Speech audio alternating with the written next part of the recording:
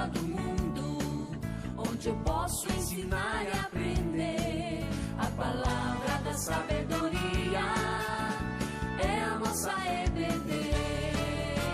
Deus é o nosso diretor, o Espírito Santo nosso professor.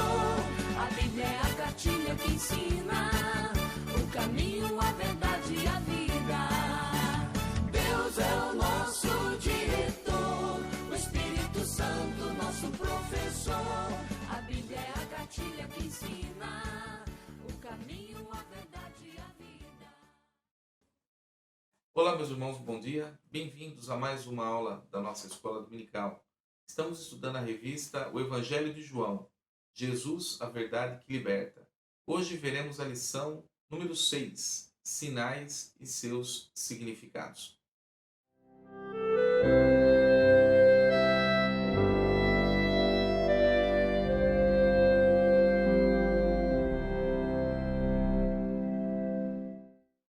Nosso texto básico está lá em João capítulo 20, versículo 30 e 31. Na verdade, fez Jesus diante dos discípulos muitos outros sinais, que não estão escritos neste livro. Estes, porém, foram registrados para que creiais que Jesus é o Cristo, o Filho de Deus, e para que, crendo, tenhais vida em seu nome.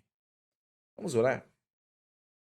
Senhor, nosso Deus, muito obrigado, Pai, por essa oportunidade que nós temos de estar falando da Tua Palavra. Estamos nessa manhã ouvindo mais de Ti, buscando mais o entendimento daquilo que o Senhor é, daquilo que o Senhor fez, dos Teus propósitos em nossas vidas, da obra do Teu Filho amado, nosso Senhor Jesus Cristo. Queremos te agradecer, Pai, por tão grande salvação. Queremos te agradecer por essa oportunidade. Pedimos, Pai, que em nome de Jesus, Tua mão poderosa esteja sobre as nossas vidas, Teu Santo Espírito haja poderosamente em tudo que vai ser dito aqui, tudo que vai ser exposto, Pai, e que sirva para a edificação de cada irmão aqui, edificação da Tua igreja e, acima de tudo, para a Tua glória e para a Tua honra. Em nome de Jesus, que nós oramos e agradecemos. Amém. Como uma provocação inicial, essa frase de John MacArthur: Jesus fez milagres, dizia às pessoas para não dizer nada a ninguém. Qual a razão? Porque o centro do Evangelho não são os milagres, mas sim o próprio Cristo. O texto básico que fizemos a leitura trata exatamente desse propósito do Evangelho de João. Na verdade, fez Jesus diante dos discípulos muitos outros sinais que não estão escritos neste livro. Estes foram descritos no livro de João. Estes, porém, foram registrados para que creiais que Jesus é o Cristo, o Filho de Deus, e para que, crendo, tenhais vida em seu nome. Esse é o propósito do livro de João. Mas, como uma introdução, nós podemos ver, irmãos, que boa parte das igrejas evangélicas, não só as evangélicas, elas perverteram o entendimento bíblico com relação aos milagres. Por quê?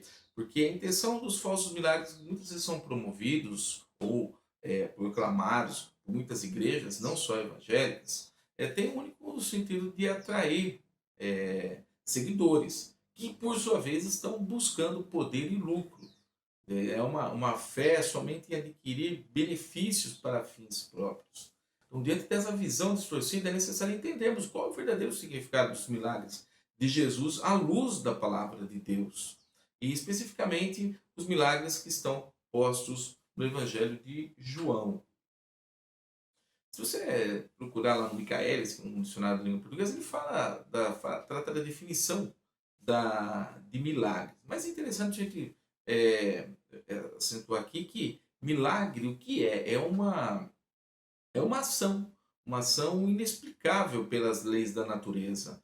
É algo que causa grande admiração, é algo espantoso, que intervém na vida humana, ou seja, é a intervenção divina na vida humana. Então, na palavra de Deus, do que se tratam os milagres? Milagres são sinais. E olha, o que é um sinal? Não é? Um sinal, ele aponta para algo, ele aponta para alguma questão, algum problema, ou é uma advertência, ou uma ação que você deve cumprir, né? Ou a regulamentação de determinada situação, né? Mas o sinal, ele não é nada em si. Ele não tem o fim em si mesmo. Ele aponta para algo. E no caso bíblico, os milagres, eles devem ser vistos como um símbolo de quê? De uma verdade espiritual. John Stott fala no seu livro Cristianismo Básico que esses sinais, eles são as reivindicações dramatizadas de Cristo. A definição de milagres, ela é distinta nos evangelhos. Nos evangelhos sinóticos, Mateus, Marcos e Lucas, a palavra milagre, ela vem de uma raiz do latim que significa atos de poder. Por quê? Porque esses três evangelhos, eles tratavam da inauguração e a manifestação do reino de Deus no nosso meio. Através de quem? Por meio da encarnação de Jesus. Então, você vê que o milagres aqui nesse contexto dos evangelhos sinóticos, ele é dado como atos de poder. É essa palavra que para nós chega como uma tradução de milagre. Agora, no evangelho de João há uma diferença. Ele utiliza duas outras palavras distintas para especificar o que vem para nós traduzidos como milagre, ou seja, sinais e obras. Por quê? Porque a intenção e o propósito dele era outro. Os milagres narrados por João, eles querem autenticar a pessoa e a missão de Jesus. Note então o propósito do Evangelho de João com relação aos milagres narrados. Vamos pegar o versículo 31 do nosso texto básico. Estes, porém, foram registrados para que creais que Jesus é o Cristo, o Filho de Deus, e para que, crendo, tenhais vida em seu nome. Ou seja, o objetivo do Evangelho de João, ao narrar os milagres de Jesus, tem como objetivo evangelístico. O primeiro, de crer em Jesus, uma vez que tomaram conhecimento dos seus feitos, ou seja, dos seus sinais e das suas obras, né? e reconhecer isso como provas incontestáveis da manifestação da sua divindade. Ou seja, Jesus é o Cristo, Jesus é o Filho de Deus. E por outro lado, né, ele serve também como um meio de instrução e edificação para aqueles que já reconheceram Jesus como o Senhor e Salvador. Ou seja, reconhecer Jesus e ver nele o caminho a se seguir, né? A edificação, a instrução para aqueles que creram. É um objetivo evangelístico. Então, como resultado, né? Lá no versículo 36, por isso, quem crê no Filho tem a vida eterna. E o que, todavia, se mantém rebelde contra o Filho não verá vida, mas sobre ele permanece a ira de Deus. O propósito dos milagres são esses aqui. Muito bem.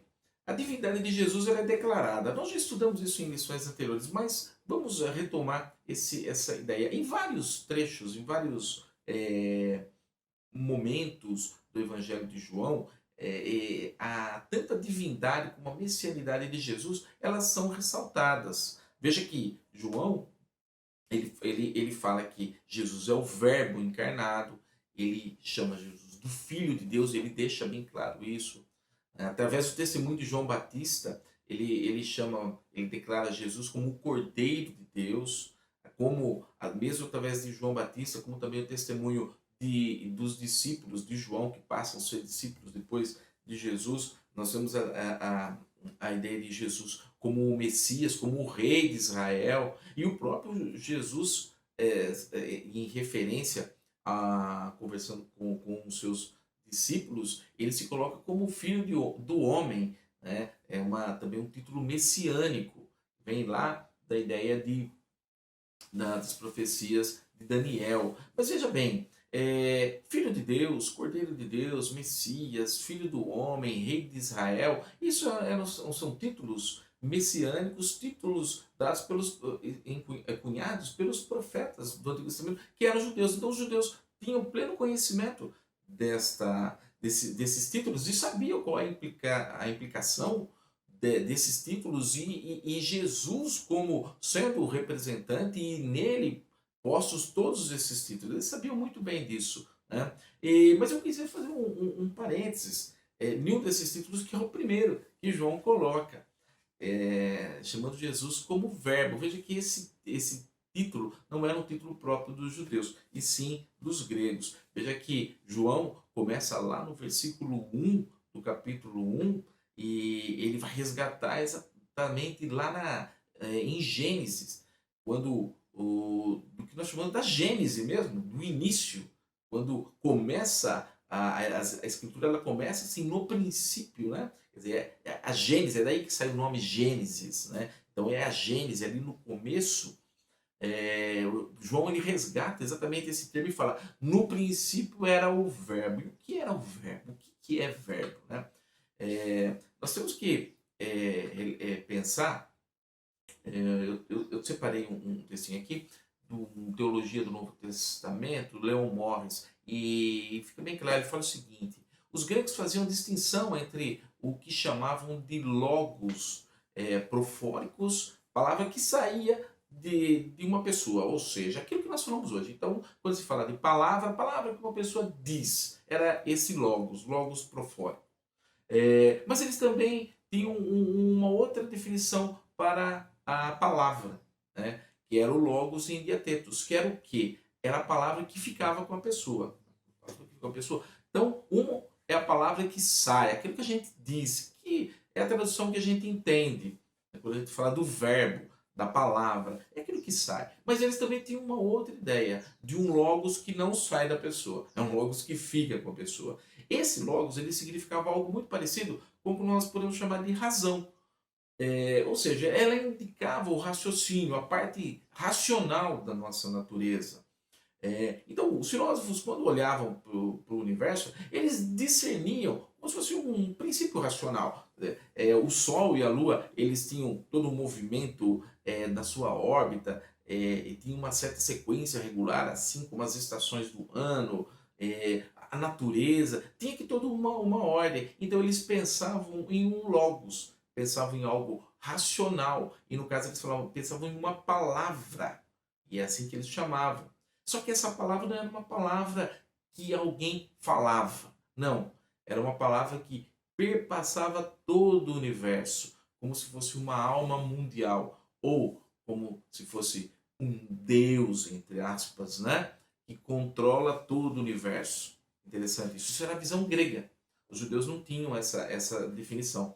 E então, quando João ele traz esses títulos de Jesus, quando ele vai apresentar Jesus, ele apresenta para os judeus, mas ele apresenta para os gregos também. Ele apresenta para os judeus, o povo escolhido por Deus, mas ele apresenta para os gentios, o povo pagão, usando exatamente a ideia para que todos tivessem o conhecimento de quem era Jesus, de quem era o Cristo. Né? Era o Filho de Deus, o Cordeiro de Deus, era o Messias, era o Filho do Homem, o Rei de Israel, títulos judaicos, né? Fazer parte da cultura judaica, mas ele também era o verbo, e os gregos entenderam isso, né? E é lógico, como a cultura helena era a cultura predominante entre os romanos, então os romanos também estavam entendendo o que João queria dizer com isso. Essa alma mundial, esse Deus que controla, que tudo criou e tudo controla, estava sendo encarnado em Cristo. É disso que João está tratando. Então, esses relatos, eles testemunham que Jesus é reconhecido como verbo encarnado, o Cordeiro de Deus, o Filho de Deus, o Filho do Homem, o Messias, né, e o Rei de Israel. Então, além desses testemunhos, João traz, então, o que eles chamam de sinais. Ao longo do seu evangelho, esses sinais e essas obras que vão confirmando esses testemunhos. Testemunhos que partiram dele, que partiram do próprio Jesus, que partiram de João Batista, que partiram dos discípulos de João Batista, que partiram dos discípulos de João. Então, tudo aquilo que se foi falado, testemunhado acerca de Jesus, né, ao longo do Evangelho, João utiliza os sinais para corroborar esses testemunhos, né, para balizar esses testemunhos. O Evangelho de João, João narra em seu Evangelho, né, 7 milagres, e neles manifesta então essa divindade de Jesus. São postos aí os 7 milagres. Então, para que eram esses sinais? Para testar a divindade de Jesus, né? Então Jesus realizou obras que estão além da capacidade humana. E não só ali na realização dos sinais, mas também todo o discurso e toda a ideia que existiam em cada um deles. E é isso que nós vamos comentar um pouco agora nesses 7 sinais. O primeiro deles é aquele que nós chamamos da bodas de Caná, que está lá no capítulo 2 de João, versículo de 1 a 10. Todo mundo conhece, uma festa de casamento. Jesus vai e acaba o vinho, e Jesus, a Maria, a mãe de Jesus, vai, alerta, falou, olha, eles não têm mais vinho e tal, meio que dando a entender que aquela hora de Jesus estava começando ali e tal, enfim, tem toda uma discussão sobre essa questão, mas o fato é o seguinte, Jesus, ele pede para que os servos ali separassem algumas talhas de pedra. Detalhe, né? Tendo acabado o vinho, né? A mãe chega e fala, eles não têm mais vinho. E então Jesus chama os servos e fala para eles pegarem determinadas talhas. Então estavam ali 6 talhas de pedra.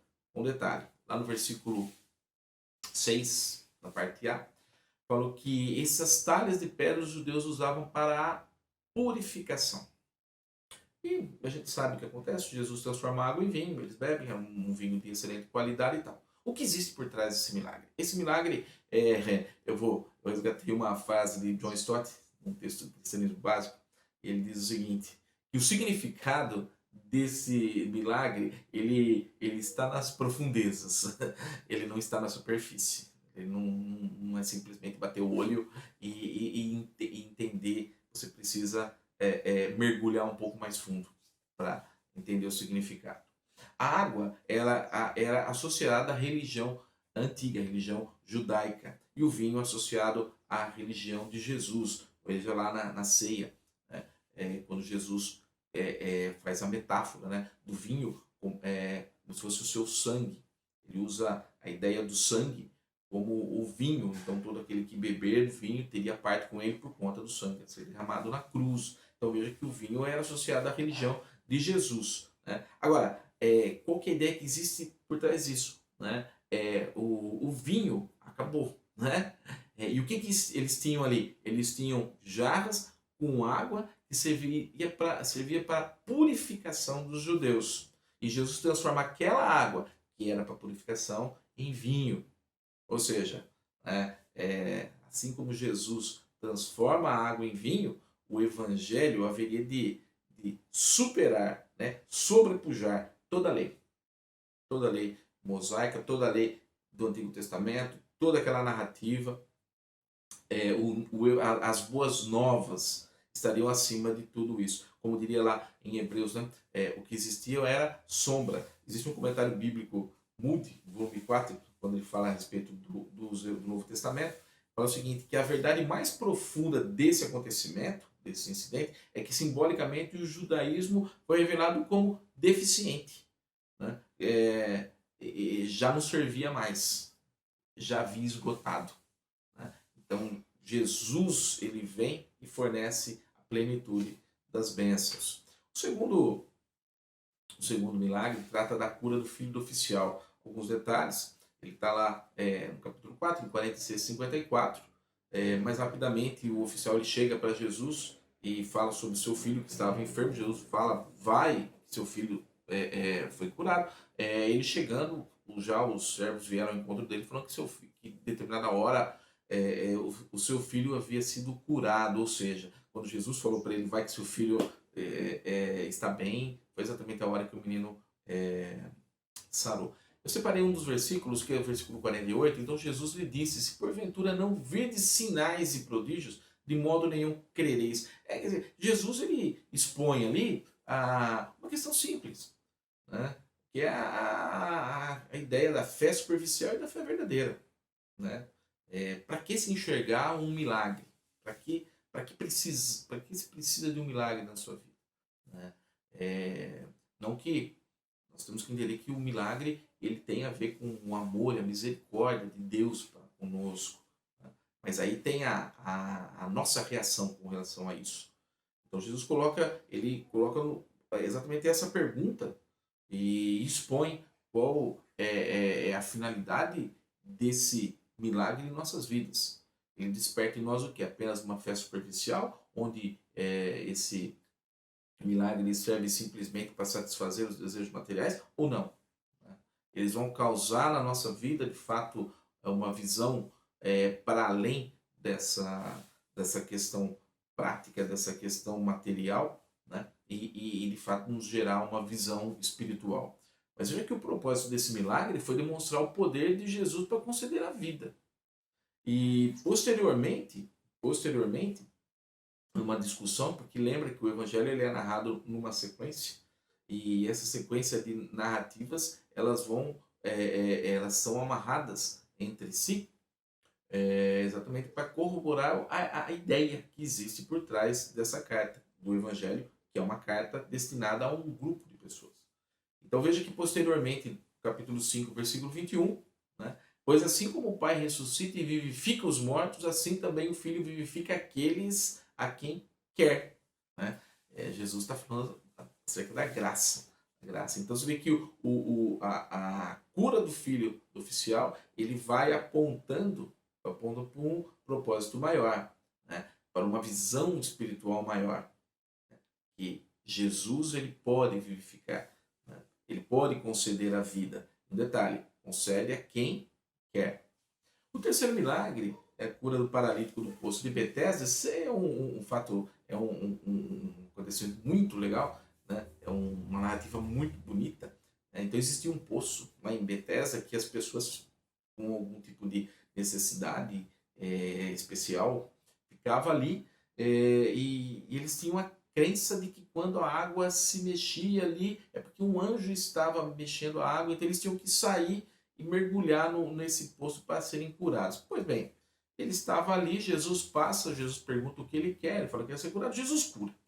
Jesus cura esse homem e fala para ele, levante e anda, tá? Ele vai, tudo.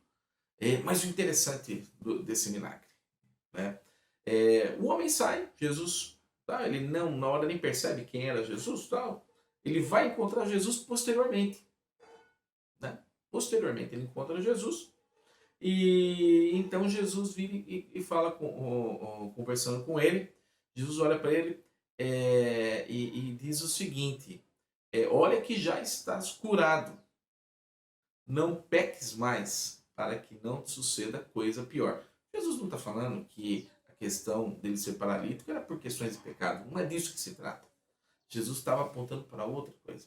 Que o problema daquele homem era muito maior do que ele pensava.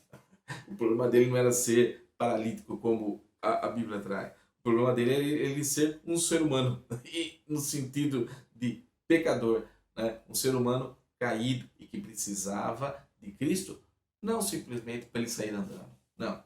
Né? Também. Mas para além disso, né, ele precisaria ter os seus pecados perdoados. Ele precisaria ter a sua vida restaurada. Né? Para além de ter a cura física, ele precisava da cura espiritual. O problema real ali era o pecado. Né? E veja que Jesus fala assim, ó, não peques mais para que não te suceda coisa pior do que aquela situação em que ele se encontrava. Né? De uma pessoa ali esperando à beira de um tanque sem condições de promover a sua cura, porque ele não conseguia. Ele mesmo fala para Jesus, olha, quando a água se movimenta, eu não tenho quem me leve. Né? E aí Jesus o cura e fala assim, olha, a questão é essa. Né? O problema maior seu é de pecado. Então vê que o milagre ele aponta uma situação, uma realidade espiritual muito maior do que aquela cura física. O discurso posterior de Jesus nos ensina que ele tem autoridade para decidir sobre a vida e sobre a morte. E um detalhe, meus irmãos, quando Jesus fala a respeito, ele toca nessa questão do pecado, muitas outras vezes Jesus ele perdoa os pecados. Né? E isso era um motivo de ofensa para os judeus. Por quê? Porque quem perdoa o pecado? Deus. Né? Então, a partir do momento que Jesus se referia a alguém e falou os seus pecados estão perdoados também, o que ele queria dizer? Ele estava reivindicando para si a divindade, o ser Deus, e os judeus sabiam disso. O quarto milagre, um milagre muito conhecido, a multiplicação de pães e peixes, está lá em João, capítulo 6, versículo de 1 a 13.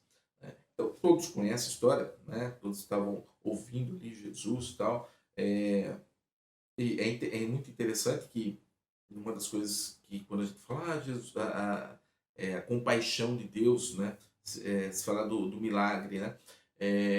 Só um parênteses que eu queria abrir. Note que no começo desse texto, Jesus ele olha para a multidão que não tinha um pastor, né? Como se fosse uma multidão que não tinha pastor. E Jesus ele fica comovido, né? Ele fica assim, com paixão ali, né? Ele ama a miséria daquele povo, no sentido de enxergar aquelas deficiências, aquelas dificuldades, aquela necessidade que aquelas pessoas têm. E o que Jesus passa? Jesus passa a ensiná-los. Né? Deus se move, né? Por misericórdia, a ensiná-los. Aí a multiplicação dos pães vem na sequência. Interessante. Mas enfim, esse milagre que todos nós conhecemos, muito conhecido, o que eu destaquei é o que acontece posterior a isso. Posterior. Depois que acontece o milagre e tal, eles continuam seguindo Jesus tal, e Jesus chama atenção para isso. Jesus chama atenção para essa questão, que eles estavam seguindo Jesus porque viram o pão, né? Porque viram o pão, que receberam aquele pão material. E Jesus começa então a propor uma reflexão sobre essa questão de seguir a Jesus, né, por conta do milagre do pão. Então ele usa esse sinal realizado para propor essa reflexão. Lá no versículo 32, replicou-lhes Jesus: em verdade vos digo, não foi Moisés quem vos deu o pão do céu. O verdadeiro pão do céu é meu Pai quem vos dá. Note que quando ele fala o verdadeiro pão, isso aí tem um significado especial, porque Jesus estava se referindo ao que é eterno, em oposição àquele pão que foi dado por Deus por meio de Moisés, né, que não era falso, era um pão verdadeiro, mas era apenas material. Mas esse pão, o que ele era? Ele era uma sombra, daquilo que viria, do verdadeiro pão, que é o que Jesus está falando. Então, os judeus ele falavam: não, mas nós também recebemos o pão de Moisés, né? Nós também recebemos o pão vindo do céu. Sim, recebemos. Mas aquele pão era uma sombra. Sombra no sentido, ele apontava para algo que viria na frente. O que é uma sombra? Uma sombra é a manifestação, né, por conta do efeito físico, né, do fenômeno físico gerado pela luz, né, de algo que possui matéria. Então, a mão possui matéria, ela na frente da luz, ela vai criar aqui uma sombra. Agora, a sombra em si, ela não é nada. Ela só é uma manifestação, só um efeito de um fenômeno. O que é real? O real é a mão. O real é a mão. O mito da caverna, Platão fala muito a respeito dessa questão. E é exatamente essa a ideia que tem por trás. O que era aquele pão, o maná?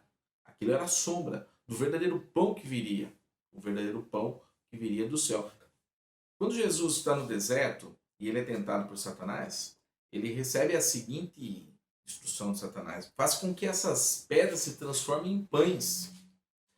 Mas veja bem, o que Jesus coloca para Satanás? Aliás, o que Jesus coloca para todos nós? Que não só de pão vive o homem, que pão? O pão material. O pão material. E sim o pão que vem do céu, que é o que? A palavra de Deus. Que é a convivência com Deus, a comunhão com Deus. Esse sim é o pão que alimenta, esse é o pão que vivifica, é esse o pão que sustenta. Bem, o quinto milagre narrado por João, ele está dentro desse contexto aqui capítulo 6. Ele vem na sequência do milagre dos pães. Por quê? Porque estava a multidão, Jesus, eles querem sair um pouco da multidão, que estavam muito em cima deles por conta do milagre dos pães, e Jesus despede os seus discípulos, e eles vão até o mar da Galileia atravessar, que não era um mar, era apenas um nome, mar, e uma região, por conta do relevo, propício a ter vendavais e tal, e esses discípulos eles pegam um barco, vão atravessar o mar no meio ali, já à noite, eles estão atravessando, começam uma tempestade e eles entram, ficam apavorados ali. De repente eles veem Jesus, que havia ficado na beira ali do mar, não havia embarcado com eles. Eles veem Jesus andando sobre as águas. E Jesus, ao se aproximar, lá no versículo 19, eles acham que é um fantasma, mas Jesus, eles ficam com medo. Jesus fala para eles: não tenham medo, não tenha medo, sou eu. Muito bem. O que João quer mostrar com isso? De fato, ele quer mostrar que Jesus anda sobre as águas, e ele está relatando o poder de Deus mesmo. Ele está falando acerca do poder de Deus, da manifestação de todo o poder de Deus ali em Cristo, em Jesus. O mesmo poder de criação, o mesmo poder de controle da natureza estava ali, nas mãos de Jesus. Vê que Marcos, quando ele narra o mesmo milagre, ele acrescenta que Jesus, além de tudo, acalma o mar. Acalma o mar. Então, além de andar sobre as águas, ele acalma o mar. É a manifestação do poder de Deus mesmo, sobre a natureza, sobre tudo que existe. Um Deus criador. O sexto milagre é a cura do cego de nascença. Esse milagre ele tem umas nuances muito interessantes, uma narrativa muito bonita. Veja que ele está no capítulo 9, ele vai do versículo 1 ao versículo 41. Lá no versículo 5, Jesus fala o seguinte: enquanto estou no mundo, sou a luz do mundo. Isso é o que Jesus fala no versículo 5. E veja que existe uma discussão ali dos discípulos com Jesus, discussão, lógico, num bom sentido. Eles chegam para Jesus e falam assim: Senhor, quem pecou para que esse tivesse nessa condição? Né? Fosse cego nessa. Jesus fala: não se trata disso. Não se trata de consequência de pecado, ou pai, mãe pecou, ou ele pecou. Não se trata disso. Essa situação foi posta aqui por Deus para que nele se manifestasse a glória de Deus. A obra de Deus se manifestasse nele, nesse momento. Para quem? Para o cego? Também.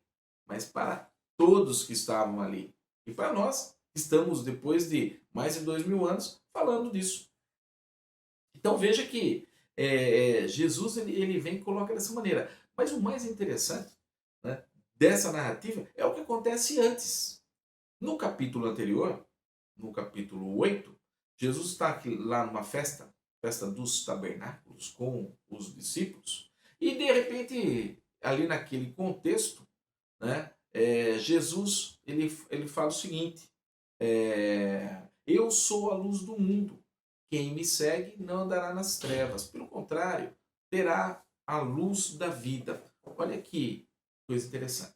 Do que se tratava a festa dos tabernáculos? Era uma festa onde eles tinham ali várias velas que eram acesas durante essa celebração. E ela representava o quê? Ela representava a coluna de fogo que conduziu os israelitas lá no deserto. Lembra disso? Durante o dia uma coluna de fumaça, durante a noite uma coluna de fogo. Essa coluna de fogo, além de guiar, ela aquecia os israelitas, porque no deserto a noite é frio. Né? O contrário que a gente pensa, é quente durante o dia, mas à noite a temperatura cai muito, por conta de questões de relevo, questões de terra, tal, enfim. Mas a ideia é essa coluna de fogo ela ia guiando, então ela iluminava, aquecia, guiava os israelitas no deserto. E a celebração da festa dos tabernáculos é exatamente essa. Né? Essas velas significavam isso. Então, ao ver toda aquele cerimonial, aquela celebração né? Aquela simbologia ali, Jesus fala isso, fala assim, ó, eu sou a luz do mundo, ou seja, se lá no deserto a coluna de fogo ela era manifestação da glória de Deus, o próprio Deus se manifestando ali para guiar o povo no meio, ao longo do deserto, naquela caminhada, né, pelo deserto, vê que Jesus fala assim, ó, eu sou a luz do mundo, quem me segue não andará nas trevas, pelo contrário, terá a luz da vida. Então, em Jesus, vê que ele resgata também o mesmo termo do eu sou, lá do Êxodo 3:14. Esse resgate é muito importante, porque a partir do esse termo eu sou, ele é exatamente a raiz que dava o nome Yahvé. Era um nome que, inclusive, eles não pronunciavam. Então, o eu sou, essa ideia do eu sou, ela traz o nome de Deus. Então, quando Jesus fala eu sou, ele está se referindo em ser Deus. Então, em ser Deus e aquela manifestação da glória, o próprio Deus que se manifestou lá no deserto estava se manifestando ali no meio deles. Né? Maravilhoso isso, né? Maravilhoso. E é claro que isso, no meio dos judeus, deu muita confusão para Jesus, né? Claro, porque a partir do momento que ele fala que ele era Deus, isso é uma das questões, uma das acusações de Jesus para que ele fosse morto, né? Falou, esse diz que é Deus, o eu sou. E o último milagre narrado por João é a ressurreição de Lázaro. Um milagre muito conhecido, né? Todos sabem. Ele está lá narrado em João capítulo 11, versículo do 1 ao 46. Eu tomei o versículo 25, que é quando uma das irmãs chega para Jesus, falando, se o senhor tivesse aqui, antes ele não teria morrido, né? E Jesus diz para a irmã de Lázaro, eu sou a ressurreição e a vida. Quem crê em mim, ainda que morra, viverá. Veja que daí acontece tudo que nós conhecemos. Jesus chega, né, do túmulo, pede para tirem a pedra.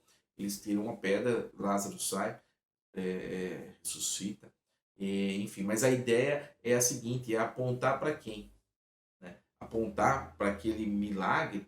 Sim, o milagre foi muito interessante, deixou feliz as irmãs de Lázaro, o próprio Lázaro, deixou feliz Jesus, porque Jesus se coloca na frente ali do túmulo de Lázaro e chora, né? Quando ele ressuscita, daí a Bíblia fala que depois de algum tempo, né, Jesus frequentou a casa de Lázaro depois disso também. Então veja que o milagre em si trouxe alegria, só que esse milagre em si, ele era limitado naquela questão temporal. Por quê? Porque Lázaro, por exemplo, ele morreu de novo. Né? Jesus ressuscitou, mas ele morreu. Né? Então, com uma questão material, aquilo era limitado ao seu tempo, mas ao que apontava, isso sim era eterno, era em Cristo temos a ressurreição. Veja que novamente Jesus resgata a ideia do eu sou a ressurreição e a vida. O reverendo Hernandes Dias Lopes faz um comentário sobre esse texto, que ele fala assim, que esse milagre, um dos propósitos, né, é o de proclamar que a vida futura só pode ser alcançada pela fé nele, em Cristo, e que a morte não tem a última palavra para aqueles que nele crêem. Então, em Jesus, né, o Deus, nele temos a ressurreição, temos a vida. Vamos à conclusão da nossa lição. João narra que após os milagres realizados por Jesus, muitos creram nele. Mas também ele narra que muitos, apesar de viverem os milagres, também não creram nele. Então veja que o milagre não salva ninguém. O milagre não tem um fim em si. Em si ele não é nada, além de uma manifestação temporal, em a resolução de uma questão imediata, uma questão material. Leon Morris fala que para João os milagres não eram simplesmente maravilhosos e inexplicáveis, mas tinham sentido. Não era suficiente ver o sinal e seu resultado. Não basta simplesmente ver o sinal e seu resultado. Era preciso haver o quê? Percepção espiritual. E isso se dá somente através do Espírito Santo, através da graça, através do próprio sacrifício de Cristo, que nos tira da morte espiritual. Paulo fala que Deus, né, nos tirou do império das trevas e nos transportou para o reino do Filho do seu amor. Ali sim nós temos essa percepção espiritual, em Cristo. Fora isso, fora da ação do Espírito, fora da obra de Cristo, fora da graça, fora da salvação, né, o milagre ele é simplesmente temporal. Ele representa uma questão material única e simples. Não tem o efeito, você não enxerga para onde ele está de fato apontando, que é para Cristo. Então é comum percebermos a inversão no sentido na realização atual de milagres, que nos leva a concluir o quê? Que muito do que acontece é falso. Mesmo coisas acontecendo pela misericórdia de Deus, mas às vezes acaba a pessoa sendo levada ao engano. Por quê? Porque busca simplesmente a questão material. Falsos milagres buscam satisfazer necessidades humanas. Simples assim. Ao menos ser solução de problemas pessoais, enfermidades, questões financeiras, que não é errado. Não é errado a pessoa procurar isso. Mas o que é errado é não enxergar para quem esses milagres estão apontando. Porque quando se procura simplesmente as questões particulares, as questões materiais, as questões financeiras, enfermidades, problemas pessoais, você coloca em evidência pessoas, ao invés de colocar Deus. Ou seja, esses falsos milagres eles acabam roubando a glória de Deus. Falsos milagres criam falsas esperanças, colocam a esperança no transitório, naquilo que não é, naquilo que é sombra. Não nos deixa enxergar aquilo que é o real. Jesus é a única esperança, que não é passageira. Aplicação. Sua maior necessidade não é resolver problemas imediatos, mas o restabelecer sua relação com Deus. Confie na obra que Jesus realizou por você. Somente por meio dele você pode receber a vida eterna. Faça de Cristo o seu porto seguro e procure caminhar ao lado dele em obediência e amor. Meus irmãos, que Deus abençoe. Tenha um bom domingo e uma boa semana.